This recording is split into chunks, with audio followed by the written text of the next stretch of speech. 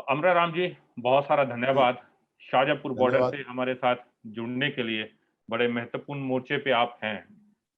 आज लगभग 5 महीने इस आंदोलन के हो चुके और उससे पहले अपने-अपने राज्यों में 2 महीने।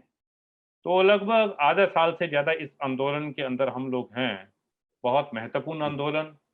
आप लोगों की पहली जीत ये है कि पूरा देश ये जानता है कि आंदोलन किस बारे में है और ये कानून क्या हैं, कैसे ये आम इंसान को प्रभावित करेंगे। तो मैं आपसे पहला प्रश्न जो आपसे पूछना चाहूँगा कि आप जिस पे बात करें, कि किस तरह से ये आंदोलन पूरे भारत का आंदोलन हो गया है? भाजपा के पूरे प्रचार के खिलाफ ये आंदोलन पूरे भारत का आंदोलन है, आप किस तरह से इसको देखते हैं? निश्चित रूप से आपको इस बात के लिए तो धन्यवाद। ये किसान आंदोलन आज़ादी के बाद अभूतपूर्व और ऐतिहासिक आंदोलन है, जिसमें 500 से ज़्यादा किसान और खेत मजदूर संगठनों ने संयुक्त रूप से किसान संयुक्त मोर्चा बना करके इन नीतियों के खिलाफ जो काले कानून इस कोरोना महामारी के वक्त आपदा को अवसर में बदलने के नाम से किसानों के खिलाफ, खेती के खिलाफ और आवश्यक वस्तु इस देश की 130 करोड़ लोगों की रोजी रोटी के मुनाफे का सौदा बढ़ाने के लिए 3 काले कानून लेके आए।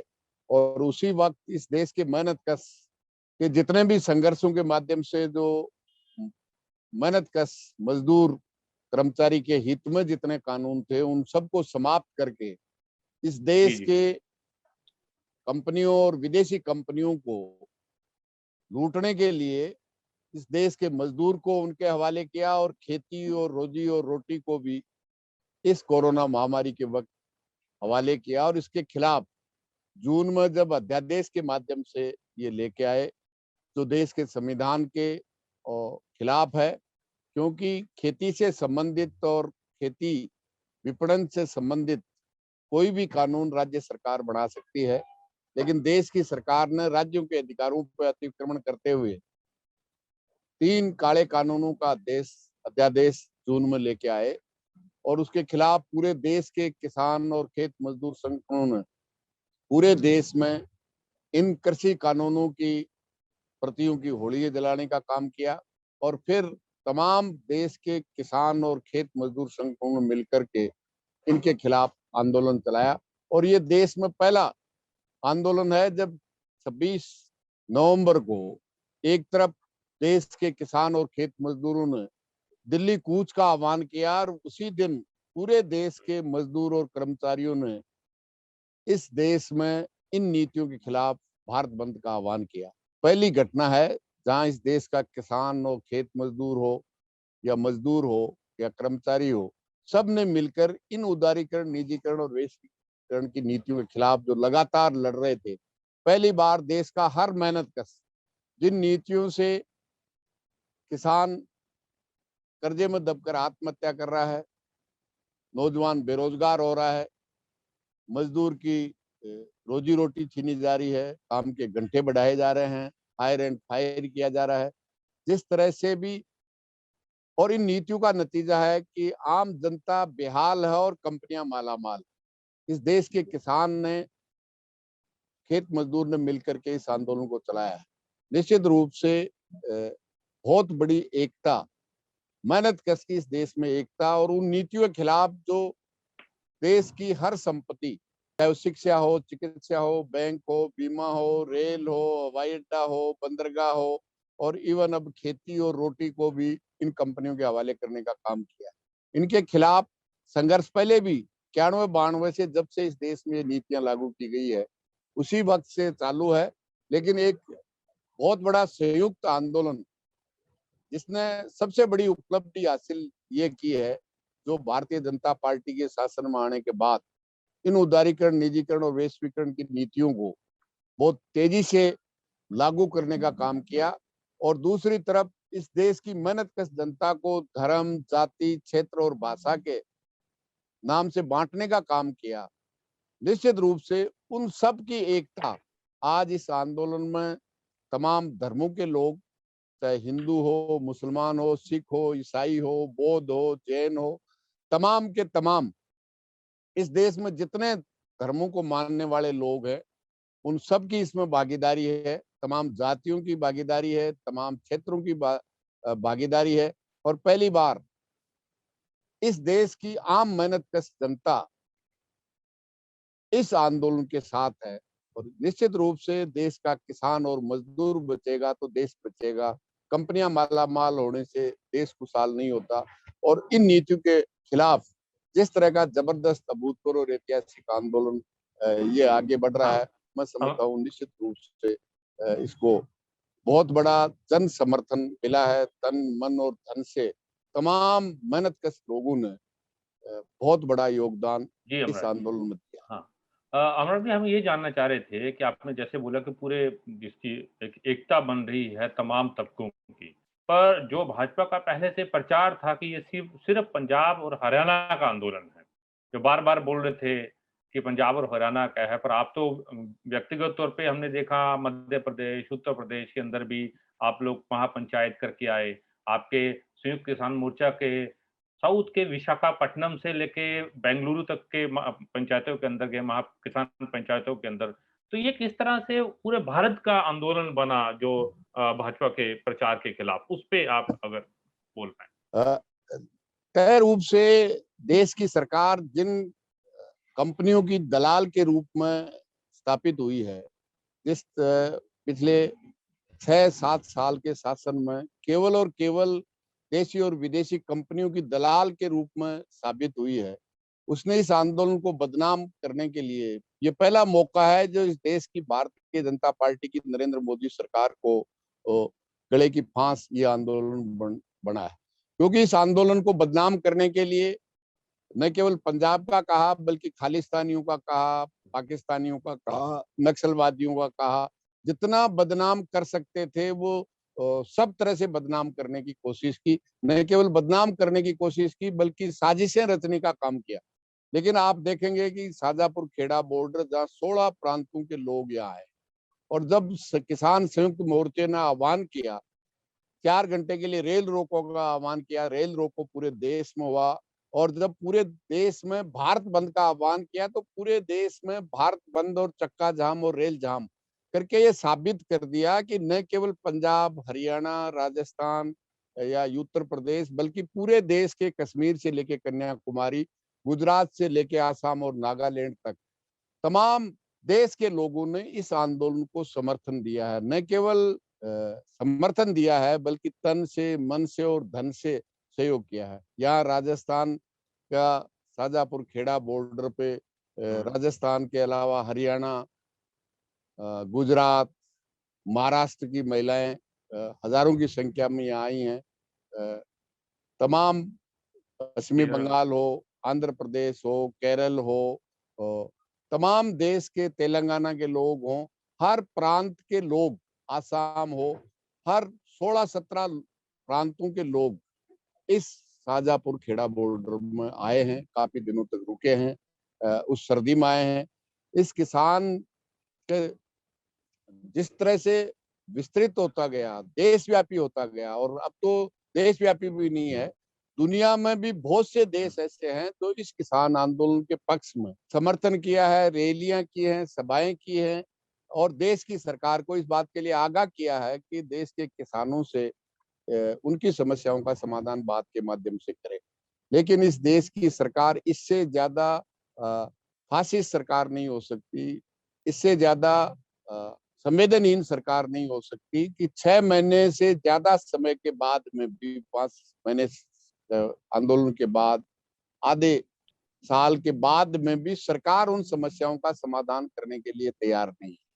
निश्चित रूप से जिस तरह की साजिश 26 जनवरी को रची गई किसान आंदोलन को बदनाम करने के लिए और उसके बाद जिस तरह से हमले किए गए, चाहे वो गाजीपुर बॉर्डर हो, सिंगू हो, टिगरी हो, शाजापुर हो, भारतीय जनता पार्टी और आरएसएस के गुंडे और विधायकों ने जिस तरह से हमले करने की कोशिश की, निश्चित रूप से उसका जवाब इस देश के किसान जनता ने किसान महापंचायतें करके, चाहे वो हरियाणा हो, पंजाब गया हूँ, मध्य प्रदेश गया हूँ मैं, तमाम देश में जिसमें हजारों हजार लोग, कई सभाएं तो ऐसी हैं जिसमें 1-1 लाख लोग मैदान में उतरे हैं। और जब हमला करने की कोशिश की तो रात को रात किसान चल करके उन मोर्चों पे आने का काम किया है। आज इस देश की सरकार फिर कोरोना महामारी का बहाना करके इस देश के किसान आंदोलन को कुचलने की ऑपरेशन क्लीन के नाम से कोशिश कर रही है। लेकिन इस देश के किसान संयुक्त मोर्चे ने और देश की मेहनतकश जनता ने उस ऑपरेशन क्लीन का जवाब ऑपरेशन शक्ति के साथ देने का आह्वान किया है। और निश्चित रूप से आप और हम देख रहे हैं कि हजारों लोग इस आह्वान के बाद भी पंजाब से चल करके टिगरी और सिंगू बॉर्डर पहुंचे हैं। राजस्थान में जरूर अभी संपूर्ण रूप से लॉकडाउन है। सुबह 6 बजे से 11 बजे तक आवश्यक वस्तुएं खरीद सकते हैं। उसके बाद में संपूर्ण लॉकडाउन है। एक जिले से दूसरे जिले में जाना बंद कर दिया है। 40 रेलें बंद कर दी है। सार्वजनिक परिवहन की रोडवेज बसें 80% बसें बंद कर दी गई है। आह्वान किया है। लेकिन जो ही कोरोना महामारी का ये प्रकोप कम होगा, निश्चित रूप से पूरे देश के किसान फिर इन मोर्चों पे आएंगे और बहुत बड़ी एकता के साथ जिस तरह से बदनाम और साजिशें करके और आज भी जो साजिश लगातार जारी है। देश का प्रधानमंत्री अगर पश्चिमी बंगाल में रैलियां करता है तो कोरोना नहीं फैलता। देश की सरकार ने कुंभ स्नान के लिए लाखों लोगों को परमिशन दी जा सकती है, मेले भरने पे पाबंदी है। लेकिन कुंभ अपने राजनीतिक स्वार्थों के लिए भारतीय जनता पार्टी चुनावी रैलियां हो और चाहे कुंभ स्नान में लाखों लोगों को आज मीडिया के माध्यम से आ रहा है कि इन दोनों से बंगाल में हर दूसरा व्यक्ति कोरोना पॉजिटिव है। कुंभ स्नान से जितने लोग गए देश में जिस तरह से महामारी है और देश की सरकार बिल्कुल असफल रही है, जिसको 1.5 साल इसको मजबूत करने के लिए समय मिला था। देश की सरकार ने ऑक्सीजन का निर्माण करने का, टीका का निर्माण करने का, अस्पतालों की सुविधा बढ़ाने का काम नहीं करके देश में नई संसद भवन बनाने के लिए हजारों करोड़ रुपया खर्च करेंगे। लेकिन इस देश की जनता को बचाने के लिए, कोरोना महामारी से बचाने के लिए, उसके लिए न इक्विप्ड करेंगे, न ऑक्सीजन की व्यवस्था हाँ करेंगे, जी न जी। टीके की व्यवस्था करेंगे। और उसके साथ भी राजनीतिक हाँ मानने हाँ वाले लोग हैं तो उनको इन सुविधाओं का भरपूर उपयोग होगा हमरा और बाकी के साथ सौतेला व्यवहार। जी।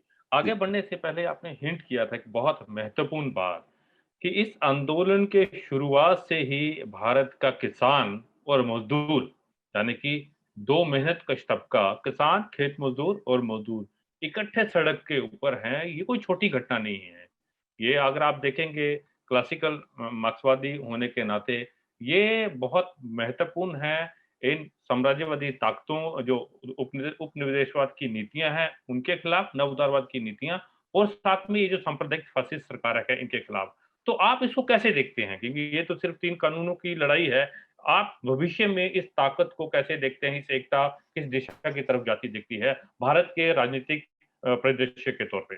ऐसा है कि दुनिया में 2 कैंप थे, एक सोशल कैंप था, एक साम्राज्यवादी कैंप।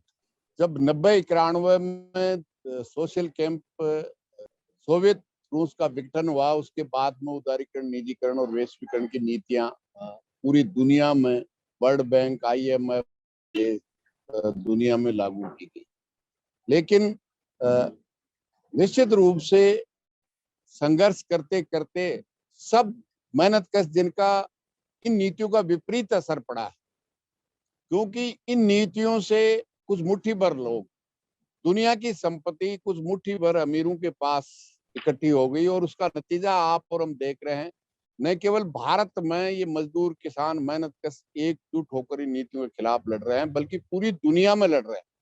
और उन उदारीकरण, निजीकरण और LPG की नीतियों का नतीजा यह है कि 2008 में जो मंदी का दौर शुरू हुआ, 2021 में भी वो जारी है। और तय रूप से जब 1930 में मंदी का दौर आया तो पूरे दुनिया में जो साम्राज्यवाद था, देशों की आजादी का जज्बा था, निश्चित रूप से सोवियत रूस की क्रांति के बाद और 1930 की मंदी के बाद पूरी दुनिया के देश हैं वो साम्राज्यवाद से जो प्रतंत्र थे स्वतंत्र हुए। निश्चित रूप से एक व्यवस्था परिवर्तन, मैं इसको इस रूप में देखता हूं कि ये देश का किसान, मजदूर, मेहनतकश खेत मजदूर का आंदोलन और तमाम कर्मचारी संगठनों का, जिनका इन नीतियों के, एलपीजी नीतियों का विपरीत असर पड़ा है, वो एक व्यवस्था परिवर्तन का आंदोलन की शुरुआत है। और निश्चित रूप से ये आंदोलन जब तक किसान और मजदूर उन नीतियों के खिलाफ संघर्ष के मैदान में, इससे पहले आंदोलन हुए हैं, लेकिन वो आर्थिक मांगों के लिए हुए हैं, और ये उन नीतियों के खिलाफ है। और ये नीतियां उन आर्थिक मंदी जो 2008 से लेके 21 तक है, निश्चित रूप से वो बदलाव एक सामाजिक राजनीतिक बदलाव की पृष्ठभूमि बनाने का काम, जिस मार्क्सवादी कम्युनिस्ट पार्टी ने ये कहा था कि जनता का जनवादी मोर्चा संघर्षों से निर्माण होगा, मैं समझता हूँ वो संघर्ष हैं। अलग अलग झंडे हैं, डंडे हैं, लेकिन निशाना सबका एक है। और ये परिवर्तन भी मैं देख रहा हूँ कि 25 साल पहले, 20 साल पहले जब हम किसान के बीच में जाते थे, मजदूर की बात करते थे, तो किसान और किसान नेता कहते थे मजदूर से हमारा कोई संबंध नहीं है। जब मजदूर के बीच में जाते थे, किसान का नाम लेते थे, तो मजदूर कहता था हमारी मांग के लिए, बोनस के लिए, वेतन वृद्धि के लिए या दूसरी मांगों के लिए आप बात कीजिए, किसान से हमारा क्या लेना देना है। लेकिन आज मैं कह सकता हूँ इस देश के तमाम किसान मजदूरों के नेताओं ये समझ पैदा अनुभव के बाद इस 25 साल में संघर्षों के माध्यम से पैदा हुई है कि आज हर किसान महापंचायत हो या मोर्चों पे सभा हो, हर किसान मजदूर का एकजुट होकर लड़ेगा, तो इन नीतियों को हम हरा पाएंगे। ये बहुत बड़ा चेंज लोगों के अनुभव के बाद जो आया है। इन नीतियों के खिलाफ संघर्ष पहले भी हुए हैं, अपनी अपनी मांगों के लिए हुए हैं, लेकिन आज बैंक हो, बीमा हो, कारखाना हो, खेत का मजदूर हो, किसान हो, तमाम नेता, मैं ये नहीं कहता कि आज तमाम किसान और मजदूर इस बात को समझ गया हो, लेकिन धीरे धीरे ये तो 5 महीने का जो संघर्ष दिल्ली के चौतरफा मोर्चों पे है, ये शिक्षित करने में, अपने अनुभवों के माध्यम से सीखने में, आज तमाम जब नेता इस बात को स्वीकार कर चुके हैं, तो मैं समझता हूँ आने वाला वक्त इस बात का गवाह होगा कि इस देश का मेहनतकश इस लूटने की व्यवस्था को आमूल-चूल परिवर्तन करके इस देश के मेहनतकश का राज स्थापित करने की एक पृष्ठभूमि बनाने का काम ये सबसे बड़ा आंदोलन करेगा। और मैं समझता हूँ वो परिवर्तन यही होगा जो लूटकर कुछ मेहनतकश को लूट करके तिजोरी में बंद कर दी है, जो उत्पादन के साधनों को ठप कर दिया है। मैं समझता हूँ तरह-तरह से आज इस देश की सरकार 10 साल के बाद में ट्रैक्टर को कंडम में बेचना पड़ेगा, व्हीकल है उनको 15 साल के बाद में, मतलब हर निर्णय, हर प्राकृतिक और देश की जनता के टैक्स से बने हुए सार्वजनिक उपक्रमों की संपत्ति को, बैंक हो, बीमा हो, सबको हवाले किया है। निश्चित रूप से जनता इस आंदोलन के माध्यम से जो पृष्ठभूमि बनी है, पूरी दुनिया में एक व्यवस्था परिवर्तन का, न केवल भारत बल्कि बाकी कम या बेसी धीरे या तेज हो सकता है, लेकिन पूरी दुनिया में इन नीतियों के खिलाफ जो संघर्ष बढ़ रहा है, एक व्यवस्था परिवर्तन का रूप लेके समाप्त होगा। उससे पहले हो सकता है कानूनों में वापिस हो जाए तो इस रूप में आंदोलन समाप्त हो जाए, लेकिन ये पृष्ठभूमि आंदोलन की उस मंदी का कारण जो पूंजी कुछ मुट्ठी भर लोगों के पास हुआ है, निश्चित रूप से जब भी समृद्ध भारत होगा, खुशहाल भारत होगा, शिक्षित और निरोग भारत तभी बनेगा जब आमूल-चूल परिवर्तन इस व्यवस्था में परिवर्तन होगा। और उसकी जिस तरह से देश की आजादी का पहला आंदोलन 1857 में शुरू हुआ था और निश्चित रूप से 1947 में 15 अगस्त को जाकर के देश की स्वतंत्रता से मुक्ति पा करके एक पूंजीवादी जनतंत्र की स्थापना हुई। जमीन का किसान मालिक हुआ, आर्थिक विकास हुआ, औद्योगिक विकास हुआ, शिक्षा का विकास हुआ, सार्वजनिक स्वास्थ्य का विकास हुआ, देश का विकास हुआ। लेकिन उस विकास का बहुत बड़ा हिस्सा कुछ मुट्ठी भर लोगों ने लूटने में कामयाब हुए। तो निश्चित रूप से ये संघर्ष बहुत जी। बड़ा उसका आधार हो। आप जैसे बोल भी रहे थे कि इस आंदोलन की उपलब्धि अभी तक ये की है कि इसने जो सांप्रदायिक ध्रुवीकरण था, जो भाजपा का पिछले 6 साल से जो चरम की तरफ जा रहा था, उसको रोका है। और ये कुछ अनुभव भी है पश्चिमी उत्तर प्रदेश, जहाँ पर अभी पूरी तरह से किसान समर्थन के अंदर लोग हैं, वो चाहे किसी भी धर्म से हो, किसी भी जाति से हो, और वहाँ का नेतृत्व भी ये मान रहा है कि जो वो भाजपा के समर्थक थे या उनसे ऐतिहासिक गलती हो गई थी जो वहाँ की माइनॉरिटीज़ के खिलाफ वो दंगों के अंदर गए। आपके भी ऐसे ही अनुभव नूह के एरिया के अंदर है, मेवात के एरिया के अंदर जहाँ पर आप काम भी करते हैं हरियाणा के साथ मिलकर। तो आप कैसे देख रहे हैं कि वो जो था हिंदू मुस्लिम कर रहे थे पश्चिमी उत्तर प्रदेश और नूह और मेवात के इलाके के अंदर, और अभी नूह और मेवात के इलाके के अंदर भी किसान के धरने चल रहे थे माइनॉरिटी के द्वारा चल रहे थे वहां पर। आप इसको कैसे देखते हैं ग्राउंड के अंदर जाके कि क्या वो सही में ये किसान आंदोलन उस जो खाई बनाई थी नफरत की उसको पार कर पा रहा है? तय रूप से भारतीय जनता पार्टी और आरएसएस 1984 में दो दो सांसदों वाली पार्टी थी। तय रूप से सांप्रदायिक आधार पे लोगों को कत्लेआम करके लाशों पे चढ़ करके 303 तक पहुंची है।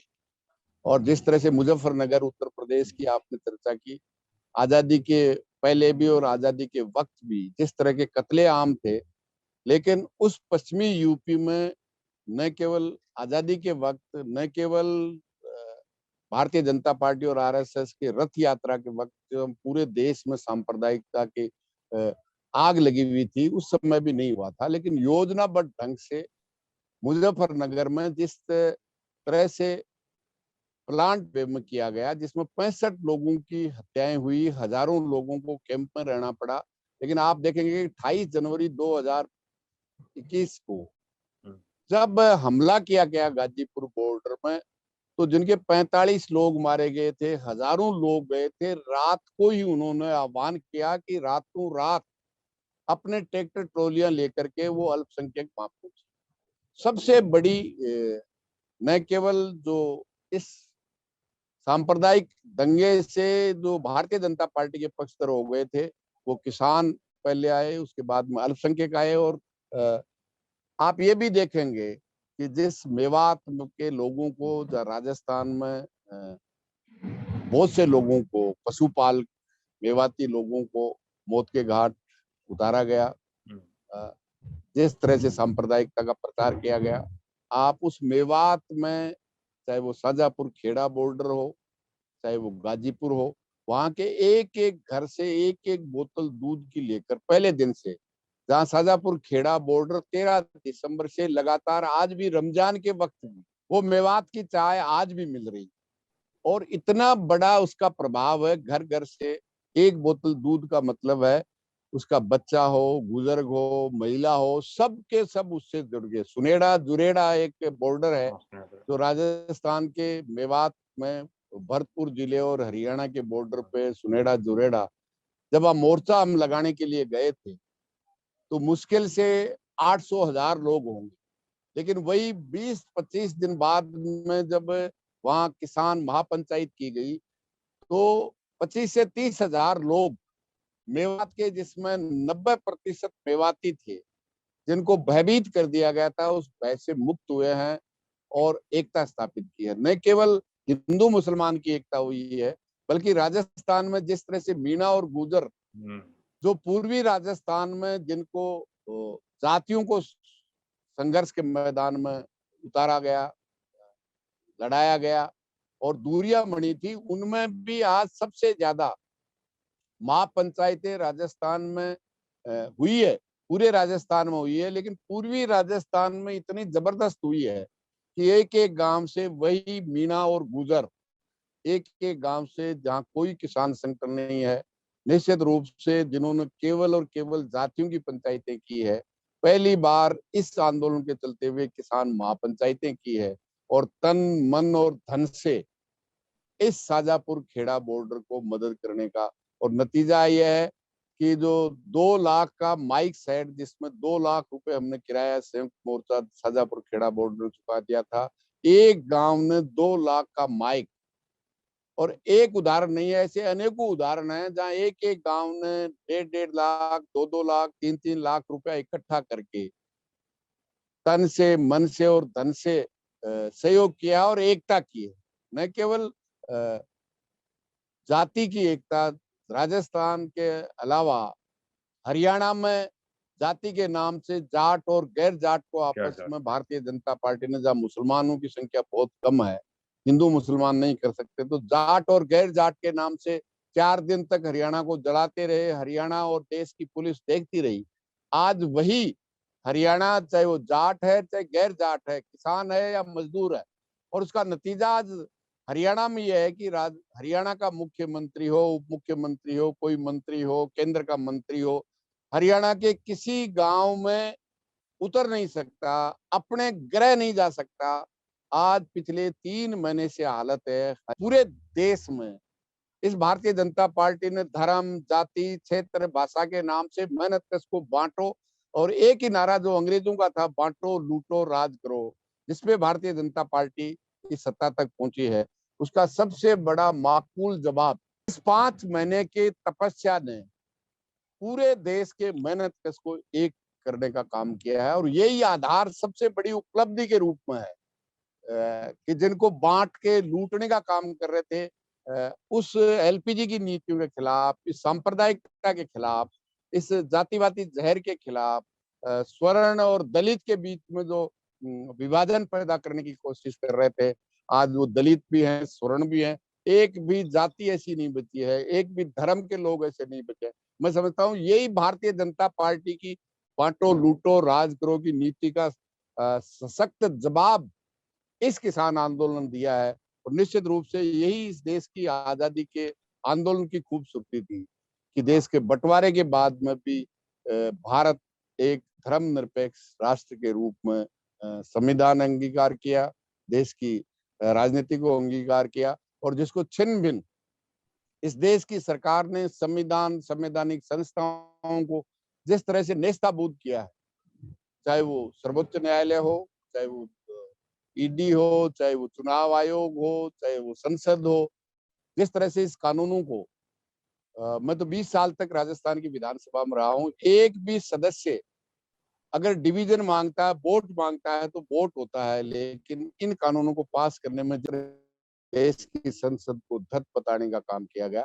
इसलिए तमाम उन अमलों को जो भारतीय जनता पार्टी एलपीजी की नीतियों को तेजी के साथ लूट का हथियार बना रही थी, सांप्रदायिक आधार पे मेहनत किसको बांट रही थी। अच्छा, अभी तो ये फसल की कटाई का सीजन था और पंजाब, हरियाणा आपके इलाके के अंदर गेहूं मंडी के अंदर पहुंच रहा है, पहुंच गया है। तो आप लोग भी नीचे गए होंगे और आप तो विशेष तौर पे खुद नीचे रहते हैं, पंचायतों से लेकर मंडियों तक पे। क्या चर्चा है? वहाँ पे मंडी में जो लोग काम करते हैं, मंडियों के जो कॉपरेटिव्स हैं, वो क्या महसूस कर रहे हैं? क्या प्रभाव आप धरातल पे वो महसूस कर पा रहे हैं? और इसके अंदर आड़ती किस तरह से अपने आप को देख पा रहे हैं? ये 2 जुड़े हुए प्रश्न हम आपसे जानना चाह रहे थे। सरकार इसमें भी हमला कर रही है। आप देखेंगे कि जब से ये एमएसपी पे खरीद और विशेष तौर से गेहूं की जो खरीद थी, आज तक चाहे वो हरियाणा है, चाहे पंजाब है, चाहे राजस्थान के कुछ इलाके जो नहरी इलाके हैं जहाँ गेहूं की प्रोक्योरमेंट खरीद होती थी, हुँ, हुँ। पहली बार सरकार ने उसकी व्यवस्था को बदलने का, क्योंकि तमाम आड़तियों के माध्यम से होती थी, क्योंकि जहां भी नहरी इलाका है वो आड़तिया सिस्टम है। निश्चित रूप से किसान अपने खेत का, घर का जो भी सामान है आड़तिया के माध्यम से लाता है, और जो कुछ पैदा होता है एमएसपी पे गेहूं और चावल भी बेचता है तो उस आड़तिया के माध्यम से बेचती थी। और आड़तिया उनको प्रोक्योर करके एफसीआई की गोदाम में या सरकार के अन्य गोदामों में जमा कराता था, और उसका पेमेंट आड़तिया के माध्यम से होता था। अभी पूरी व्यवस्था इन्होंने हमला करने के लिए, क्योंकि इन कानूनों से आड़तिया भी बर्बाद होगा, किसान भी बर्बाद होगा, और खरीद के खाने वाले को भी लूटने का होगा। तो उनके बीच में, किसान और आड़तिया के बीच में दरार पैदा करने की कोशिश गवर्नमेंट के माध्यम से भी करने की कोशिश, लेकिन किसान इस बात को किसान इस बात को भी समझता है कि पिछले 6 साल से हरियाणा की सरकार कभी भी पानी का सवाल नहीं उठाया है, एसवाईएल का सवाल नहीं उठाया। जब ये आंदोलन शुरू हुआ तो हरियाणा और पंजाब के किसान को एक दूसरे को सामने खड़ा करने के लिए एसवाईएल का, लेकिन उसका समाधान भी हरियाणा और पंजाब के किसानों ने बड़े और छोटे भाई के रूप में बहुत सटीक जवाब दिया है। खरीद में भी निश्चित रूप से कोशिश इन्होंने उसी तरह से की है। लेकिन खूबसूरती इस बात की है कि नीचे के स्तर पे बहुत बड़ा लोगों में गुस्सा है। जो भी कोई आह्वान होगा, क्योंकि कोरोना महामारी के मैंने अभी पहले भी बताया कि राजस्थान में संपूर्ण लॉकडाउन की स्थिति है। एक जिले से दूसरे जिले में नहीं जा सकता। अस्पतालों में जिस तरह की मारामारी है, देश की सरकार भी ये बद इंतजामी करके लोगों की जान से खेल करके ये बहाना करके किसान आंदोलन को कुचलने की कोशिश कर रही है। लेकिन अभी अमृतसर की 19 तारीख को हम महापंचायत में जाके आए हैं। किसान अभी पंजाब में गेहूं की कटाई है, 10 दिन में पूरी होगी। लेकिन उसके बाद में भी 20,000 के करीब पंजाब का किसान मोर्चों पे पहुंचने का काम किया। निश्चित रूप से जब भी कोई आह्वान हो, जब भी कोई जरूरत होगी, जिस तरह से 28 जनवरी को माकूल जवाब हरियाणा, उत्तर प्रदेश और राजस्थान के किसानों ने दिया था, निश्चित रूप से देश की सरकार अगर किसान आंदोलन को कुचलने की जो भी कोशिश करेगी, उसका माकूल जवाब देने के लिए किसान तैयार है। किसान इस कोरोना महामारी के जितने भी प्रिकॉशन है, निश्चित रूप से उनकी पालना करते हुए आंदोलन, क्योंकि कोरोना से भी बड़ी मारी और हमला इन काले कानूनों से देश की आजादी पे हमला है, रोटी पे हमला है, किसान के खेत पे हमला है। निश्चित रूप से वो इस कोरोना महामारी से भी बड़ा हमला इन 3 काले कानून और बिजली कानून संशोधन 2020 के माध्यम से, पर्यावरण कानून के माध्यम से, एमएसपी की गारंटी नहीं दे करके करने की कोशिश कर रही है, वो सबसे बड़ी है। मैं समझता हूँ जब भी आह्वान संयुक्त मोर्चे की ओर से कोई भी आह्वान होगा, निश्चित रूप से आमने सामने का, आर पार का कोई आह्वान होगा, तो अप्रत्याशित लोग इस देश का किसान, मजदूर, कर्मचारी इसमें शामिल होगा और देश की सरकार को सबक सिखाएगा। आज का मुझे लगता है अंतिम प्रश्न जो रहेगा, इसका एक हिस्सा है कि भाजपा के लिए इस आंदोलन के क्या राजनीतिक प्रभाव होंगे।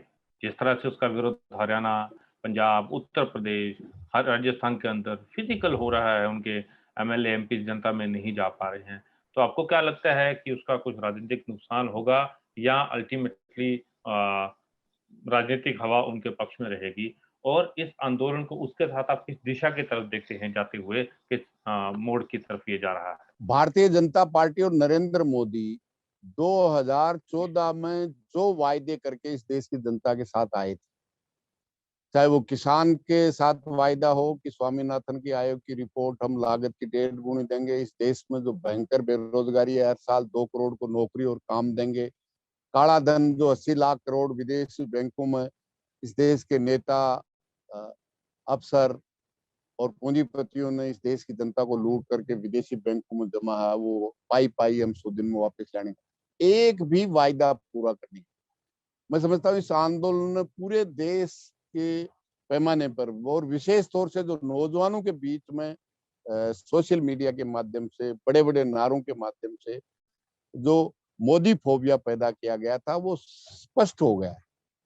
देश की जनता जान चुकी है कि नरेंद्र मोदी की सरकार केवल देशी और विदेशी कंपनियों की दलाल सरकार है। इससे बड़ा झूठा प्रधानमंत्री, मतलब इससे ज्यादा क्या झूठ बोलेगा कि बांग्लादेश की आजादी में भी, बांग्लादेश की मुक्ति में भी मैं गिरफ्तार हुआ था। मतलब इससे ज्यादा कोई झूठा प्रधानमंत्री नहीं हो सकता। इसलिए पूरे देश में इस आंदोलन ने जो मोदी फोबिया पैदा किया गया था, भारतीय जनता पार्टी का असली चेहरा कि ये देश की कंपनियों के हर चीज वो खुलेआम कहते हैं कि सरकार का काम बिजनेस करना नहीं, सरकार का काम कंट्रोल करना नहीं, सब कुछ बाजार के हवाले, कंपनियों के हवाले। इसका मतलब आज देश का हर व्यक्ति केवल अंध भक्तों को छोड़ करके, आरएसएस को छोड़ करके, और मैं समझता हूँ बाकी लोगों में बहुत बड़ा बदलाव, जो माइंड सेट चेंज हुआ है। आप देखेंगे कि 2014 में अगर कोई मोदी के खिलाफ एक व्यक्ति बोल जाता था बस में या रेल डिब्बे में, तो 50 लोग उसके खिलाफ खड़े होते थे, नहीं नहीं एक दफा तो मोदी को देखेंगे। आज उससे बिल्कुल विपरीत है। कोई मोदी के पक्ष में आज कोई बस में, रेल में या चाय की थड़ी पे बोल जाता है तो 50 लोग में से 49 लोग उसके खिलाफ खड़े होंगे। मैं समझता हूँ गांव स्तर में तो हालत यह है कि भारतीय जनता पार्टी और नरेंद्र मोदी की स्तुति करने वाला चुप हो गया। इससे ये साफ है, निश्चित रूप से उसके राजनीतिक परिणाम भी आएंगे। मैं नहीं समझता कि एक एक जगह आ जाएंगे, लेकिन पूरे देशव्यापी जो भारतीय जनता पार्टी और आरएसएस का चरित्र इस आंदोलन के माध्यम से केवल और केवल देशी और विदेशी कंपनियों का दलाल भारतीय जनता पार्टी और देश की सरकार और राज्य की सरकारें घोषित हुई है। निश्चित रूप से इन एलपीजी की नीतियों को पूर्ववर्ती सरकारों ने भी लागू किया है। हो सकता है 2024 में फिर चुनाव हो और ऐसी कोई सरकार आए, वो हो सकती है। लेकिन निश्चित रूप से मैं कहना चाहता हूं, लोगों में एक जो सवाल सबसे ज्यादा उठ के आता है कि नरेंद्र मोदी मानेगा नहीं। लेकिन जहां तक काले कानूनों का मैं कह सकता हूं, देश की सरकार के ये काले कानून मर चुके हैं, लेकिन एक भी नरेंद्र मोदी से लेके भारतीय जनता पार्टी के किसी नेता ने 5 राज्यों के चुनाव में इन काले कानूनों के नाम लेकर के बोल। तो निश्चित रूप से काले कानून मर चुके हैं। अब नरेंद्र मोदी को केवल मृत्यु प्रमाण पत्र जारी करना है, जब उसकी मर्जी हो जब कर। ये सरकार तो क्या, काले कानूनों को आने वाली सरकार भी हाथ नहीं लगा सकती। ये मैं राजस्थान के अनुभव से बता सकता हूँ। 2005 में किसानों की बिजली की रेट 8 दिन के पड़ाव के बाद वापस करवाई थी। उसके बाद 3 सरकारें बदल गई। किसी सरकार की औकात नहीं है कि किसान की बिजली की रेट बढ़ा देंगे, लेकिन जो 18 लाख है, लेकिन आम उपभोक्ता, घरेलू उपभोक्ता 1.5 करोड़ है, उनमें हर साल 1.5 साल के बाद में वो सरकारें आई हैं, उन पे वजन बढ़ाती गई, अपनी लूट को बढ़ाते गए और दूसरी तरफ आम जनता पे, घरेलू उपभोक्ता पे बढ़ाते गए। लेकिन 18 लाख किसान है, उनकी रेट को आज तक भी 2005 से लेकर के 2021 तक किसी ने हाथ लगाने का काम नहीं किया। किसी ने कोशिश की तो उसको वापस लिया। इसलिए इन काले कानूनों को ये सरकार तो क्या, आने वाली सरकार भी हाथ नहीं लगा सकती। इस आंदोलन ने सबसे बड़ा किसान की अहमियत बढ़ाने का काम किया है। जो किसान को कोई नेता और अफसर नहीं समझता था, नेता उस अपने पैर की जूती समझते थे, अफसर कुछ नहीं समझते थे। आज मैं समझता हूँ इस आंदोलन ने किसान और मजदूर की अहमियत समझाने का काम इस आंदोलन के माध्यम से किया है। निश्चित रूप से काले कानून भी वापस होंगे, किसान आंदोलन की मांगे भी मानी जाएगी, और सबसे बड़ा इस आंदोलन के माध्यम से जो एक बहुत बड़ा राजनीतिक, आर्थिक और सामाजिक परिवर्तन की आधारशिला इस आंदोलन ने रखी है। आने वाले में न केवल भारत में बल्कि दुनिया में एक व्यवस्था परिवर्तन का दौर जो चलेगा, उसकी आधारशिला इस आंदोलन ने रखी है। मैं समझता हूँ ये सबसे बड़ी उपलब्धि है, और आगे चल करके दुनिया को खुशहाल करने का, दुनिया को आर्थिक और सामाजिक और जातीय आधार पे जो उत्पीड़न है उसको समाप्ति का सबसे बड़ा आधार बढ़ाने का काम इस आंदोलन ने किया है। ये आंदोलन भी सफल होगा, और आगे चल के जो व्यवस्था परिवर्तन का, इस देश की मेहनत कश का देश और दुनिया में शासन हो, लुटेरों का खात्मा हो, और जो कुछ उन्होंने लूटा है वो जनता के लिए वापस, जनता की खुशहाली के लिए, बेहतरी के लिए लागू हो। तो मैं समझता हूँ न देश में कोई समस्या रहेगी, न कोई दुनिया में समस्या रहेगी। इसलिए आज सबसे बड़ी आवश्यकता है इस एकता को और मजबूत करके गांव-गांव, कारखाने, कार्यालय, बस्ती, शहर, गांव, हर जगह इस मेहनत कश की एकता को सुदृढ़ करने की, राजनीतिक चेतना को आगे बढ़ाने की आवश्यकता है। मैं समझता हूँ इस आंदोलन में शरीक सब लोगों की जिम्मेदारी है कि इस एकता को मजबूत करते हुए, राजनीतिक चेतना को आगे बढ़ाते हुए, उस बड़े परिवर्तन की ओर ले जाने के लिए जो तैयारी है, मैं समझता हूँ इस आंदोलन के माध्यम से करने की आवश्यकता है। उसमें हम सब लगेंगे। हम इस आंदोलन को, मांगों को जीतने में भी सफल होंगे, और आगे के व्यवस्था परिवर्तन में भी मैं उम्मीद करता हूँ कि उसमें हम सफलता की ओर 2 कदम आगे बढ़ाएंगे, और उसमें भी हम सफल होंगे। बहुत सारा धन्यवाद कमला राम जी।